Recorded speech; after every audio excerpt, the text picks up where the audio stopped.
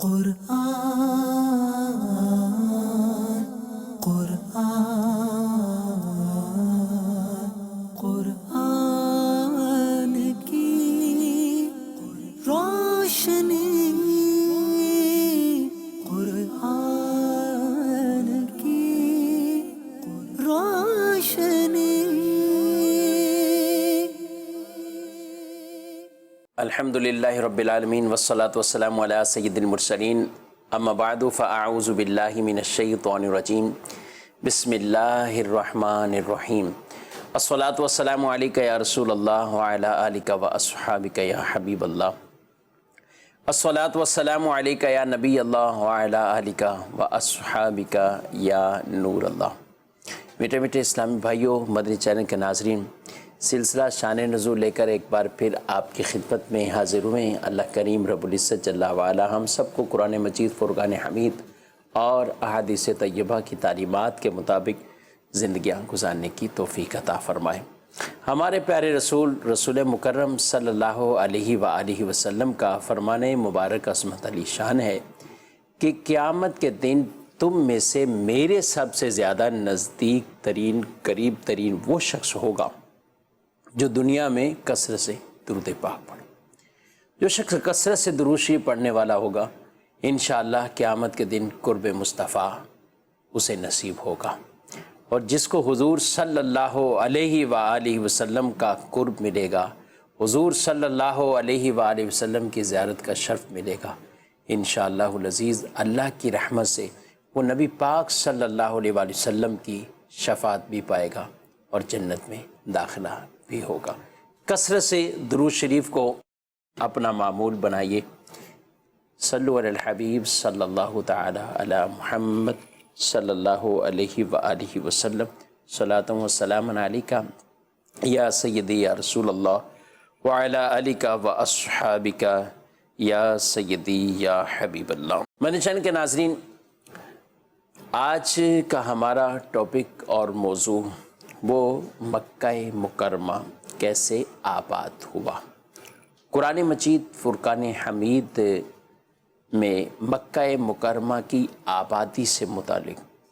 اللہ کے ارشاد موجود ہیں۔ حضرت سیدنا ابراہیم خلیل اللہ علیہ السلام، آپ کی بہت سی قربانیاں ہیں، اور قرآن مجید فرقان حمید میں جگہ بجگہ ابراہیم علیہ السلام کا ذکر بھی ہے، اور وہ ذکر خانہ کعبہ مکہ مکرمہ کے ساتھ بطور خاص بھی ذکر موجود ہے۔ حضرت ابراہیم علیہ السلام نے چونکہ خانہ کعبہ کو باقاعدہ انہی بنیادوں پر تعمیر کیا، اور تعمیر کر کے پھر وہاں دعائیں بھی مانگیں، اور لوگوں کو اس طرف آنے کی دعوت بھی دی، حج بیت اللہ کرنے کا اعلان بھی کیا۔ تو یہ تذکرے ابراہیم خلیل اللہ علیہ السلام کے شہر مکہ سے متعلق ہیں۔ شہر مکہ کے بارے میں ایک پس منظر قرآن مجید کی سورہ ابراہیم میں اللہ رب العالمین نے جو ارشادات فرمائے ہیں، اس کا پس منظر کے اعتبار سے چند باتیں عرض کرتا ہوں، پھر ان آیات مبارکہ کی تلاوت کریں گے جن کے اندر اللہ رب العالمین نے اس آبادی کا ذکر فرمایا۔ حضرت ابراہیم علیہ السلام کے بیٹے حضرت اسماعیل علیہ السلام، یہ شام میں حضرت ہاجرہ رضی اللہ تعالی عنہا ان کے بطن مبارک، ان کے پیٹ سے یہ پیدا ہوئے۔ تو ابراہیم علیہ السلام کی ایک اور اہلیہ زوجہ حضرت سارہ رضی اللہ تعالی عنہ، ان کے پاس کوئی اولاد نہیں تھی، تو انہوں نے حضرت ابراہیم سے یہ کہا کہ آپ ہاجرہ اور ان کے بیٹے کو آپ میرے پاس سے جدا کر کے کہیں اور ان کے لیے جو ہے وہ جگہ کا اہتمام کریں، ان کو رکھیں۔ تو رب تبارک و تعالیٰ کی حکمتیں کہ اللہ رب العالمین نے حضرت ابراہیم خلیل اللہ علیہ السلام پر وحی بھی نازل کر دی، اور آپ نے اپنے بیٹے کو اور اپنی اہلیہ حضرت حاجرہ رضی اللہ تعالی عنہا ان کو لیا، اور ان کو لے کر شام سے آپ نے سفر یہ عرب شریف مکہ مکرمہ اس کا کیا، اور خانہ کعبہ کے قریب میں ہی قرب میں ہی آپ نے ان کو یہاں ٹھہرنے کے لیے کہا۔ میرے چینل کے ناظرین، بہت بڑے توکل کی بات ہے، بات بیان کرنا بھی آسان ہے، سن لینا بھی آسان ہے، سن کر سبحان اللہ ماشاء اللہ کی صدا لگانا یہ بھی آسان ہے، لیکن اللہ والوں کا، اللہ کے پیاروں کا توکل دیکھیے اور انداز دیکھیے۔ جب اللہ کا حکم ہوا کہ اپنے گھر والوں کو یعنی حاجرہ اور ان کے بیٹے کو اس مقام پر چھوڑاؤ، تو پھر اس فرمان کے آگے، اس وحی کے آگے پھر کسی طرح کا اس پہ عمل نہ کرنے کے حوالے سے کوئی عذر پیش نہیں کیا، بلکہ اللہ کے نبی نے ان کو لیا اور ان کو اس جگہ پر، آج مکہ شہر کی چمک دمک ہے، رونق ہے، ہر کوئی چاہتا ہے اس شہر کی طرف جانے کے لیے، اللہ کا گھر ہے، کعبہ معظمہ ہے، حج بیت اللہ کی سعادت حاصل کرتے ہیں معلوم، تو ہر آدمی چاہتا ہے، لیکن آپ تھوڑا سا نہیں بلکہ بہت پیچھے تھوڑا جانا پڑے گا۔ ابراہیم علیہ السلام نے جب اس آبادی کے لیے کوشش کی اور اللہ کا حکم ہوا، آپ نے حاجرہ رضی اللہ تعالیٰ عنہا اور بیٹے کو جب اس میدان کے اندر، جبکہ وہاں کوئی پانی کا کنواں نہیں ہے، وہاں کوئی پھل نہیں ہے، وہاں کوئی انسان ہی نہیں نظر آ رہا، اللہ اکبر کبیرہ، آپ نے وہاں اپنے بیٹے کو اور اپنی اہلیہ کو رکنے کے لیے کہا۔ جب وہاں چھوڑا تو انہوں نے آپ سے التماس کی، گزارش کی، بولی یہاں نہ کوئی مددگار ہے، نہ کوئی ایسا کہ جس سے بات چیت کر سکے، کوئی انسیت مل سکے، بچہ بھی ابھی گود میں ہے، چھوٹا بچہ ہے۔ تو آپ چلتے گئے، وہ آپ کے پیچھے جا رہی ہیں، پھر آپ کو کہتی ہیں کہ کیا اللہ کا آپ کو حکم ہوا ہے؟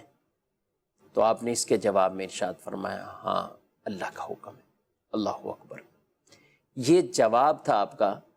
کہ حضرت حاجرہ رضی اللہ تعالی عنہا آپ خاموش ہو جاتی کہ جب اللہ کا حکم ہے اس معاملے میں تو پھر خاموشی اختیار کی، اور کہا اب اللہ کا حکم ہے تو اس کے مطابق ہی اب مجھے یہیں رہنا ہے، اللہ کے حکم کے مطابق عمل کرنا ہے۔ اور یہ بھی جانتی تھی کہ ابراہیم خلیل اللہ علیہ السلام، اللہ کا جب حکم آ جائے گا تو پھر اس کے آگے پھر جو ہے وہ لبیک ہی کہتے ہیں، اس کے علاوہ کوئی اور کلمہ نہیں ہے۔ خاموش ہو گئی۔ اب یہاں ہیں بے یار و مددگار ایک طرح کے، لیکن اللہ پر توکل ہے، اللہ پر بھروسہ ہے۔ زندگی گزر رہی یوں ہی، لیکن کتنے دن تک آخر ایسا گزر بسر ہوتا کہ کھانے پینے کی چیزیں نہیں ہیں، کچھ جو ہے وہ کھجوریں تھیں جو آپ کے پاس، اور یوں آپ ماں بیٹا جو ہے وہ دونوں یوں گزر بسر کر رہے ہیں۔ ہوا یا معاملہ یوں کہ حضرت ابراہیم علیہ السلام جب وہاں سے پھر رخصت ہوئے تو آپ نے دعائیں کی، اور کچھ لمبی دعا فرمائی آپ نے اللہ کی بارگاہ میں، اور وہاں دعا کرتے ہوئے آپ چل دیے۔ حضرت اسماعیل دودھ پیتے تھے اس وقت، والدہ محترمہ کا دودھ پی رہے ہیں، یوں ہی گزر بسر ہو رہے ہیں، لیکن آخر کب تک؟ بالآخر بھوک کی شدت کی وجہ سے حضرت حاجرہ رضی اللہ تعالیٰ عنہ کا وہ دودھ بھی ختم ہوا۔ حضرت اسماعیل کو پیاس کی شدت تھی، اور اسی پیاس کی شدت میں جب وہ تڑپنے لگے، پیاس اس شدت کی تھی، تو حضرت حاجرہ رضی اللہ تعالیٰ عنہ نے اسی دوران یہ صفا اور مروہ کی پہاڑیوں پر 7 چکر لگائے، کبھی آپ ادھر تو کبھی ادھر، کبھی اپنے بچے کی خبر لینے کے لیے واپسی آ جاتے اور کبھی پھر پانی کو تلاش کرتے کرتے وہاں تک پہنچتے۔ مدنی کے ناظرین، آج صفا مروہ کرتے ہوئے، صفا مروہ کے چکر کو لگاتے ہوئے ہمارا یہ تصور بنتا تو ضرور ہے کہ بی بی ہاجرہ کی ادا کو ادا کر رہا ہوں، لیکن کاش ہم حج کے ان معاملات کو، پس منظر کو اپنے ذہنوں میں بٹھا کر اور اصل حقیقت اور روحانیت حاصل کرنے کی کوشش کریں کہ بی بی ہاجرہ رضی اللہ تعالیٰ عنہا اللہ کی رضا پہ کیسے راضی ہیں، اور پھر اپنے بیٹے کی اس پیاس کی وجہ سے، بیٹے کی محبت میں کبھی دوڑتی کنویں کو تلاش کرتے ہیں اور کبھی آپ بیٹے کی طرف آتی ہیں۔ یہ انداز آج صفا مروہ پر ایئر کنڈیشن ہے، بہت اچھے ماربل لگے ہوئے ہیں، بہت اچھا ماحول ہوتا ہے، ٹھنڈی ٹھنڈی ہوائیں چل رہی ہوتی ہیں، اور لوگ جو ہے وہ لبیک پڑھتے ہوئے، دعائیں مانگتے ہوئے صفا مروہ کرتے ہیں، مختلف کلمات جاری ہیں، سکون سے جگہ جگہ آب زمزم کے پانی کے کولر لگے ہوئے ہیں، تو وہ صفا مروہ کرتے ہیں۔ لیکن ایک منظر وہ بھی ذرا، جب پہاڑی تھی، یہ سیدھا روڈ کی طرح نہیں تھا، ماربل نہیں تھا، عرب کی گرمی کو بھی ذہن میں رکھیں، اور پھر دیکھیں بی بی ہاجرہ رضی اللہ تعالیٰ عنہ کا یہ چکر لگانا، اور اتنے میں آپ کے بیٹے اسماعیل علیہ السلام کے پاؤں مبارک، ایڑی کو جب زمین پر مارا، اور بعض روایات کہ جہاں آپ نے ایڑی کو مارا وہیں اللہ کے فرشتے جبریل امین نے اپنا پر مارا، تو وہاں سے چشمہ پھوٹا ہے۔ بہرحال ان کی ایڑی لگنے کی برکت کہ چشمہ پھوٹا اور اس سے پانی نکلنا شروع ہوا، میٹھا شیریں پانی، اور اس وقت پانی کی تلاش میں جس طرح اتنی مشقت تھی، پھر آپ کی ایڑی کے پاس ہی جب وہ چشمہ نکل آیا اور پانی نکلنا شروع ہوا تو آپ نے پھر اس پانی پہ گزر بسر ہوتا، اور وہی پانی آج کا وہ بابرکت پانی جسے ہم آب زمزم کہتے ہیں، اور وہ مبارک پانی ہے۔ دنیا بھر سے لوگ یہاں آتے ہیں اور یہاں اس پانی کے تبرک کو لے کر یہاں جو ہے وہ جاتے ہیں، اس پانی کا فیض پاتے ہیں، اور یہ وہ پانی ہے جس کو پیٹ بھر کر پینا مومن کی علامت کہا گیا ہے۔ یہ وہ پانی ہے جس کے چلو جو ہے وہ اگر طواف کے بعد عمرہ کرنے والے اگر اپنے سر پہ ڈالتے ہیں، 3 چلو بھر کر ڈالتے ہیں، اللہ انہیں ذلت سے، رسوائی سے محفوظ فرمائے گا۔ اور یہ وہ آب زمزم ہے جس مقصد کے لیے پیا جائے پورا ہوتا ہے۔ تو یہ آب زمزم وہاں پر جو ہے وہ پانی نکلا۔ پھر کچھ دنوں بعد ایک اور قبیلے کے لوگ وہاں سے گزر رہے تھے، تو انہوں نے دیکھا پانی کا کنواں ہے، اور اس وقت لوگ پانی ہی چونکہ انسانی زندگی کے لیے اہم ترین ضرورت ہے، تو جہاں پانی ہوتا تو اس کے ارد گرد لوگ بستیاں لگا لیتے تھے، اس کے ارد گرد لوگ ٹھکانہ بنا لیتے تھے، خیمے لگا لیتے تھے، رہنا شروع کر۔ تو یوں آپ نے جو ہے وہ اس پانی کی وجہ سے اور لوگ بھی وہاں رہنے لگے۔ ابھی تک کوئی اور اس طریقے سے جو ہے وہ ابھی شہرت اس شہر کی نہیں ہے، خانہ کعبہ کی باقاعدہ کوئی ابھی تعمیر کا سلسلہ نہیں ہے۔ وہ پھر بعد میں اللہ نے حکم دیا حضرت ابراہیم علیہ السلام کو، اور پھر اسماعیل علیہ السلام بھی اس وقت بڑے ہو گئے تھے، اور پھر خانہ کعبہ کی تعمیر ہوئی، اور ابراہیم علیہ السلام اور اسماعیل علیہ السلام نے مل کر جو ہے وہ اس خانہ کعبہ کی باقاعدہ انہی بنیادوں پر یہ تعمیر کا سلسلہ جو ہے وہ شروع کیا۔ مرچن کے ناظرین، یہ تھا پس منظر مکہ کی آبادی کا۔ قرآن مجید فرقان حمید سورہ ابراہیم میں اللہ رب العالمین ارشاد فرماتا ہے، وہ آئیے آیات مبارکہ میں آپ کے سامنے پیش کرتا ہوں۔ بسم اللہ الرحمن الرحیم۔ وَإِذْ قَالَ إِبْرَاهِيمُ رَبِّ اجْعَلْ هَذَا الْبَلَدَ آمِنًا وَاجْنُبْنِي وَبَنِيَّ أَن نَّعْبُدَ الْأَصْنَامَ۔ اور یاد کرو جب ابراہیم نے عرض کی اے میرے رب اس شہر کو امن والا بنا دے اور مجھے اور میرے بیٹوں کو بتوں کی عبادت کرنے سے بچائے رکھ۔ یہ امن کی دعا اور ایمان پر استقامت کی دعا، اللہ کے نبی وہ معصوم ہوتے ہیں، فرشتے معصوم ہوتے ہیں، لیکن وہ بھی مسلسل اس طرح کی دعائیں مانگتے ہیں اللہ کے حضور کہ ہمیں ایمان پر استقامت ملے، خاتمہ بالخیر ہو، ایمان پر خاتمہ ہو۔ تو یہ لوگوں کی تعلیمات کے لیے ہے۔ آپ نے یہ دعا مانگی اور ساتھ ساتھ شہر کے امن کی دعا مانگی کہ اے اللہ اس شہر کو وہ امن والا وہ شہر بنا دے۔ تو یہ ایسا شہر ہے امن والا کہ اب اس کی ویرانی نہیں ہے، قیامت تک اس کی ویرانی جو ہے وہ اس طرح نہیں۔ دیگر شہر ویران ہو سکتے ہیں، شہر مکہ نہیں، کیونکہ ابراہیم خلیل اللہ علیہ السلام کی دعائیں ہیں، اور یہ وہ دعا ہیں جنہیں رب قرآن میں بیان جو ہے وہ فرما رہا ہے۔ پھر آگے جو ہے وہ ابراہیم علیہ السلام نے دعا مانگی، ربنا انی اسکنت من ذریتی بواد غیر ذی زرع عند بیتک المحرم۔ اے میرے رب میں نے اپنی کچھ اولاد کو تیرے عزت والے گھر کے پاس ایک ایسی وادی میں ٹھہرایا جس میں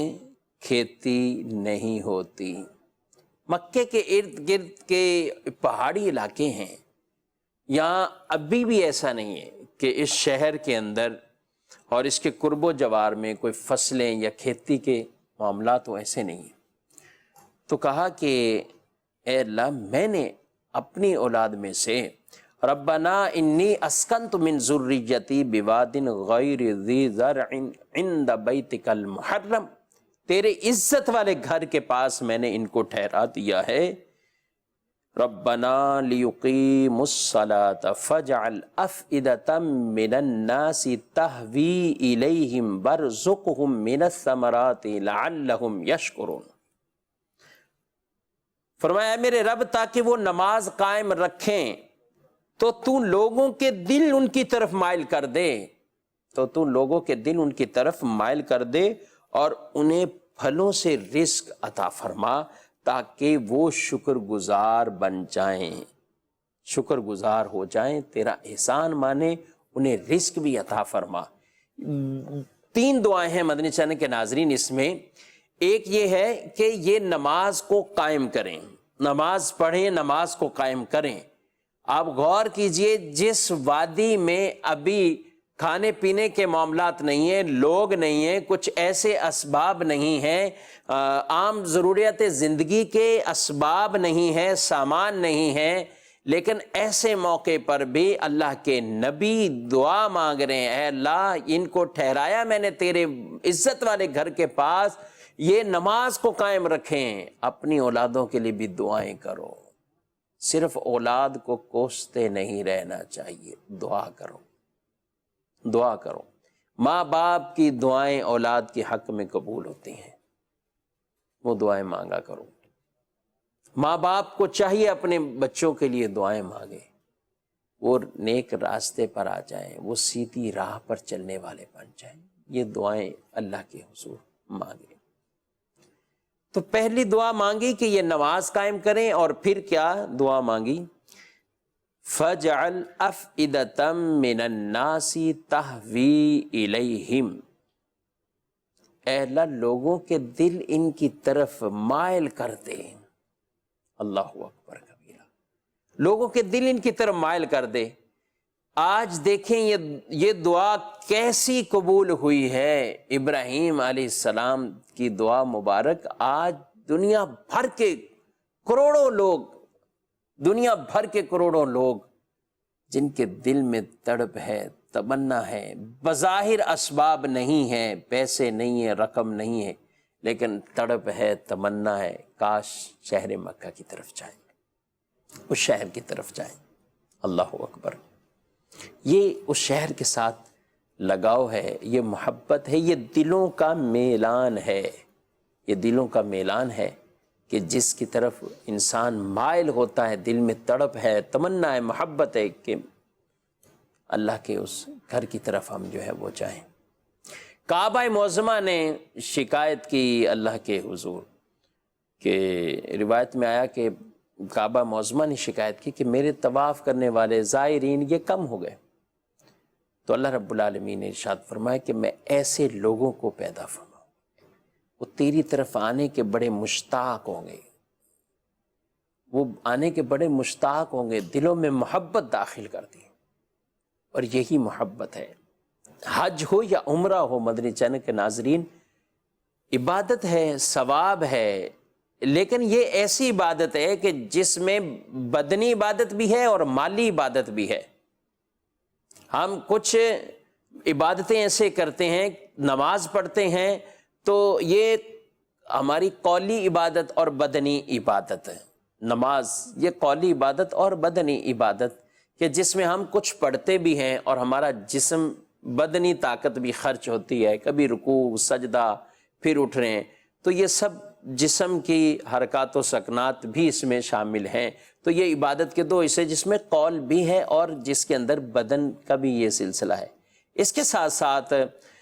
بعض عبادتیں زکوٰۃ ادا کر رہا ہے تو صرف مال دے رہا ہے، اس میں بدنی عبادت شامل نہیں۔ روزہ رکھ رہا ہے تو بدنی عبادت ہے، اس میں مال یا اس میں قول کچھ قولی عبادت یہ شامل نہیں ہے۔ لیکن حج وہ ہے جس میں آدمی کا مال بھی خرچ ہوتا ہے اور بدن کی طاقت بھی لگتی ہے۔ حج کے ارکان، عمرے کے ارکان، جس میں انسان کو بہت چلنا بھی ہے۔ جی ہاں مدنی چینل کے ناظرین اور جو حجاج کرام جو پہنچ چکے ہیں یا پہنچنے کی تیاری میں ہیں یا حج عمرے کا عزم رکھتے ہیں، تو یہ کوشش یہیں سے پریکٹس کر کے جانا چاہیے۔ وہاں کام چلنے کا ہی ہے، بکثرت کام چلنے کا ہے۔ اور آدمی اگر ایسا نہیں کہ کوئی گھبرا جائے، ڈر جائے کہ میں اتنا بڑا کام، اتنا زیادہ چلنا میں کیسے کر رہا ہوں گا، وہاں اللہ بلاتا ہے تو ایسی طاقت بھی عطا فرماتا ہے، ایسی ہمت بھی عطا فرماتا ہے۔ پھر انسان دنیا میں عام کام کے اندر رہتا ہوا اتنا شاید کبھی نہ چلتا ہو جتنا وہاں چل بھی لیتا ہو، اور اس چلنے پر بھی اسے مزہ آئے، اس چلنے پر بھی وہ خوش ہو، اس چلنے پر بھی وہ رب کا جو ہے وہ شکر گزار جو ہے وہ بندہ رہے۔ تو اللہ رب العالمین کے حضور ابراہیم خلیل اللہ علیہ السلام نے جو دعا مانگی کہ اے اللہ لوگوں کے دل اس شہر کی طرف پھیر دے، اور آگے دعا جو مانگی وَارْزُقْهُم مِّنَ الثَّمَرَاتِ، انہیں پھلوں میں سے رزق عطا فرما تاکہ یہ شکر گزار بن جائیں، نماز قائم کریں، لوگوں کے دل اس طرف مائل ہو جائیں شہر کی طرف، اور رزق بھی مل جائے۔ پھلوں کی دعا مانگی ابراہیم علیہ السلام نے۔ بظاہر مکہ مکرمہ کے ارد گرد کوئی ایسے باغات نہیں ہیں، مکہ مکرمہ میں کوئی ایسی جو ہے وہ فصلیں نہیں ہیں، لیکن پھلوں کی دعا ایسی قبول ہوئی ہے کہ آج دنیا بھر کے پھل جو ہے وہ آپ مکہ مکرمہ میں پالیں گے، آپ اس شہر میں آپ کو مل جائیں گے۔ گویا کہ پھلوں کی بھی برکتیں حاصل، رزق بھی وافر، لوگوں کے دلوں کا میلان بھی اس طرف، اور یہ تینوں دعائیں اللہ رب العالمین نے ان کے حق میں جو ہے وہ قبول فرمائی۔ تو مدنی چینل کے ناظرین، گھروں میں بھی رہتے ہوئے اس طرح کی دعائیں ہمیں شامل، اپنے لیے، اپنے بچوں کے لیے، اپنے گھر والوں کے لیے، کہ وہ نماز بھی پڑھیں، اے اللہ تو انہیں رزق بھی عطا فرما، تیرے شکر گزار بندے بن کے رہیں۔ کیونکہ جب آدمی کے پاس مال ہوتا ہے، رزق ہوتا ہے، کھانے پینے کے اسباب ہوتے ہیں، تو پھر اگر واقعی نیک سیرت وہ بننا چاہے، سیدھے راستے پہ چلنا چاہے، اس کے لیے بڑے اچھے اسباب ہیں، اور ذہنی سکون ہے ان لوگوں کو کہ جن کو اللہ کا شکر ادا کرنا چاہیے کہ کسی آرام کی طرف ان کو ہاتھ نہیں بڑھانا پڑتا، رب اپنے خزانوں سے انہیں یہ عطا فرما رہا ہے، اور وہ اسی پر ہی اپنا گزر بسر کرتے ہوئے ساتھ عبادت کریں تو وہ بڑے اچھے طریقے سے کر پائیں گے۔ لیکن اگر وہ یہی جو ہے وہ آدمی اللہ کا شکر گزار بندہ نہیں بنتا، تو پھر طرح طرح کے جو ہے وہ دیگر گناہ کے کاموں کے اندر وہ انسان جو ہے وہ پڑ جاتا ہے۔ تو یہ حضرت ابراہیم علیہ السلام نے دعا مانگی، اور پھر اللہ کی بارگاہ میں کہا ربنا انک تعلم ما نخفی وما نعلن وما یخفی علی اللہ من شیء فی الارض ولا فی السماء۔ اے ہمارے رب، تو جانتا ہے جو ہم چھپاتے ہیں اور جو ظاہر کرتے ہیں، اور اللہ پر زمین اور آسمان میں کوئی شے وہ پوشیدہ نہیں ہے۔ ہر چیز رب تعالیٰ وہ جاننے والا ہے۔ زمینوں اور آسمان میں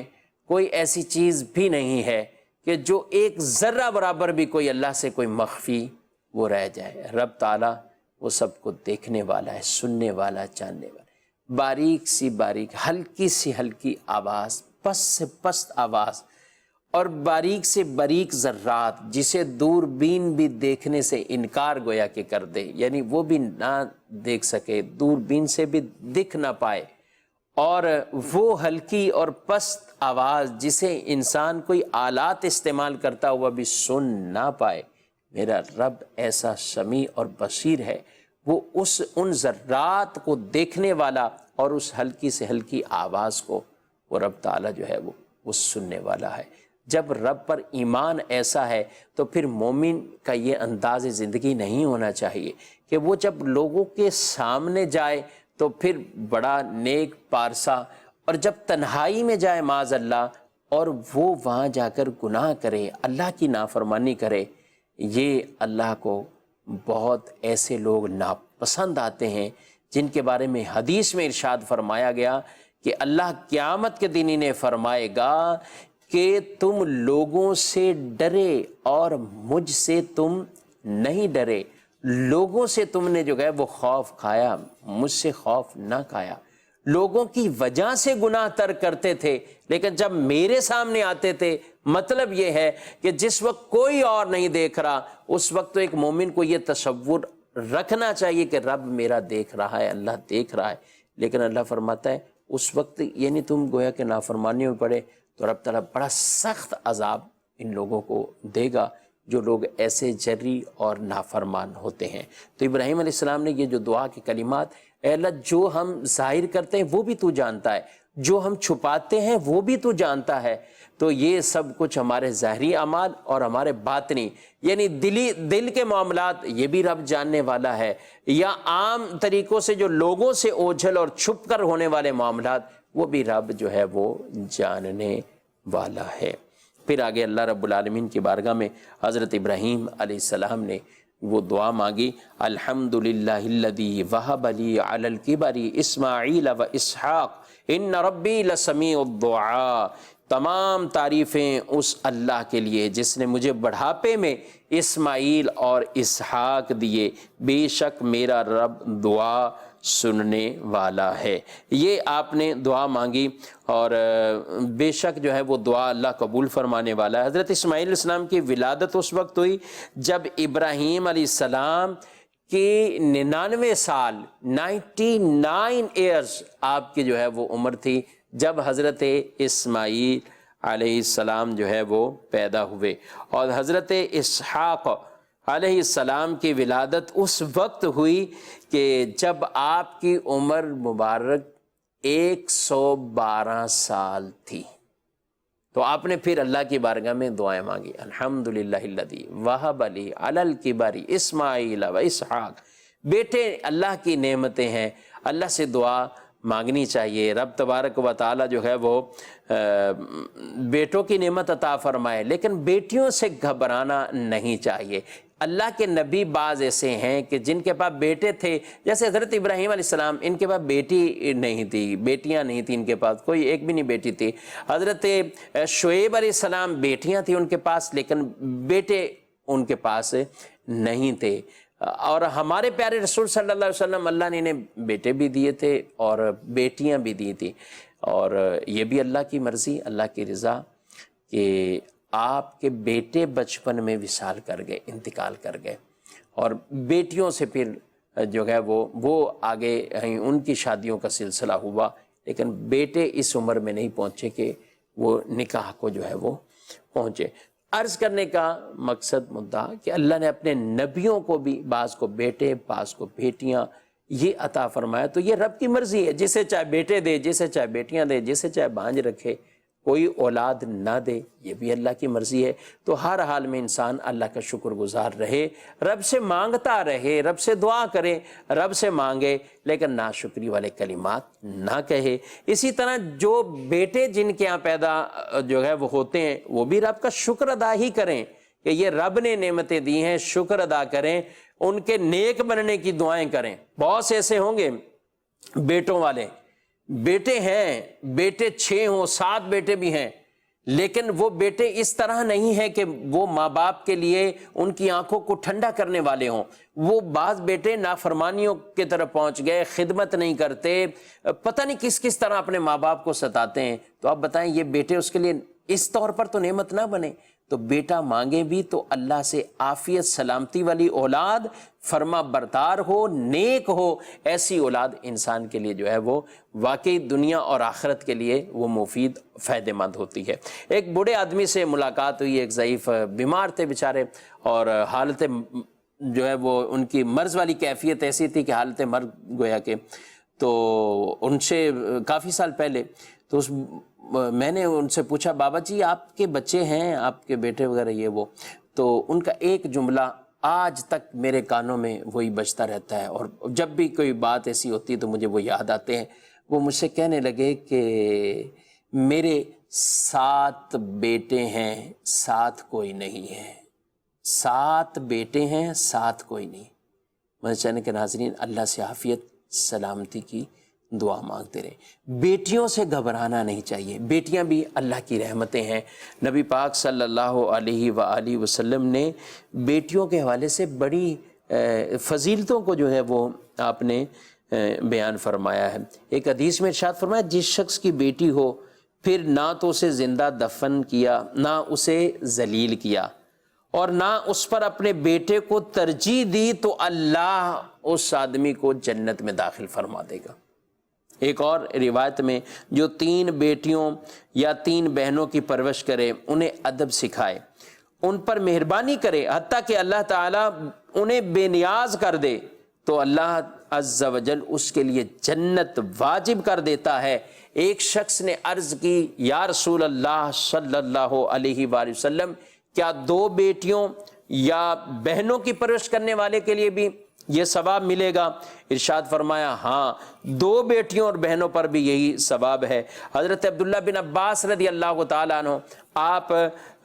فرماتے ہیں کہ اگر لوگ ایک بیٹی یا بہن کا پوچھتے تو رسول مکرم صلی اللہ علیہ وآلہ وسلم اس پر بھی یہی جواب ارشاد فرماتے۔ تو مدنی کے ناظرین، بیٹے ہوں یا بیٹیاں ہوں،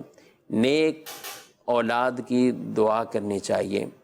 اور بطور خاص ان کی اچھی تربیت کرنی چاہیے۔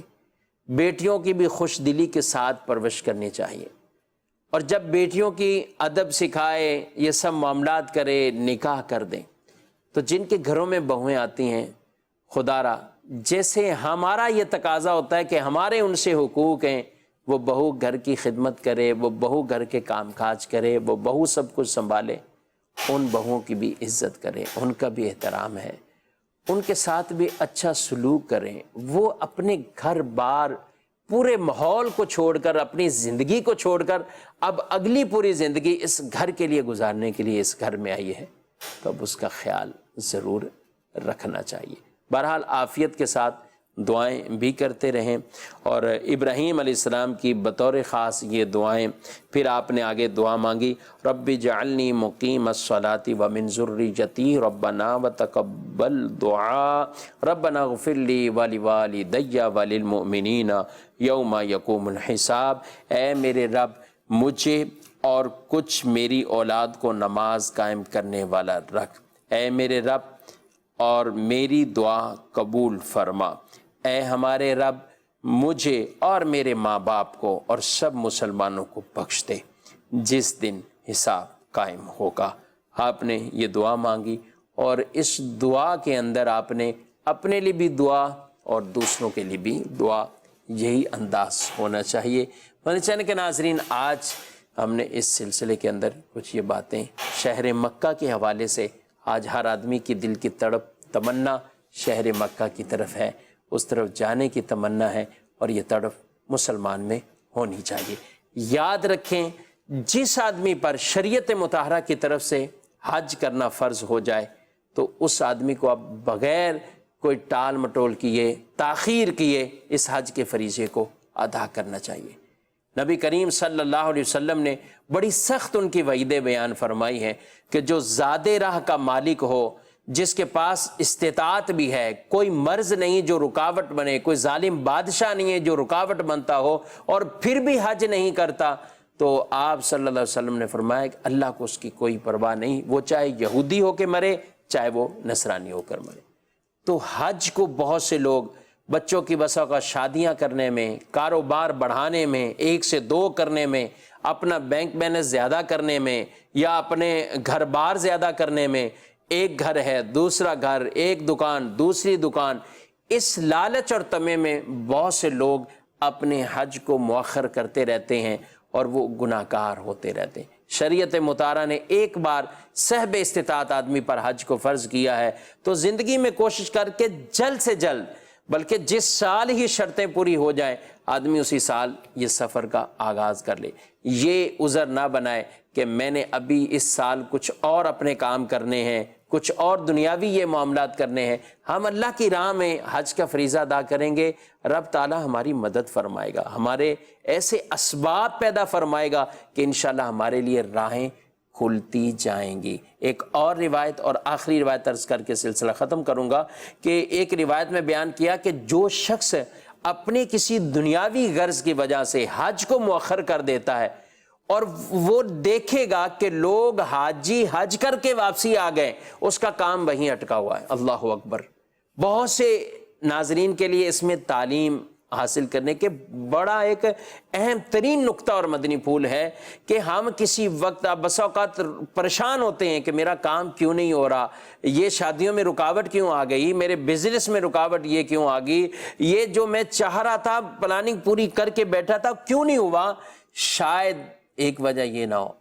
کہ ہم اس فرض کے تارک بن رہے ہیں، اس کو چھوڑنے والے بن رہے ہیں، تو اس میں تاخیر نہ کریں۔ حج جب فرض ہو جائے تو اب تاخیر نہ کریں، بلکہ اس حج کو ادا کرنے کی ضرور کوشش کریں۔ اللہ رب العالمین مجھے آپ کو بار بار حج بیت اللہ کی سعادت عطا فرمائے، حرمین طیبین کی با ادب حاضری عطا فرمائے، آمین بجاہ النبی الامین۔ قرآن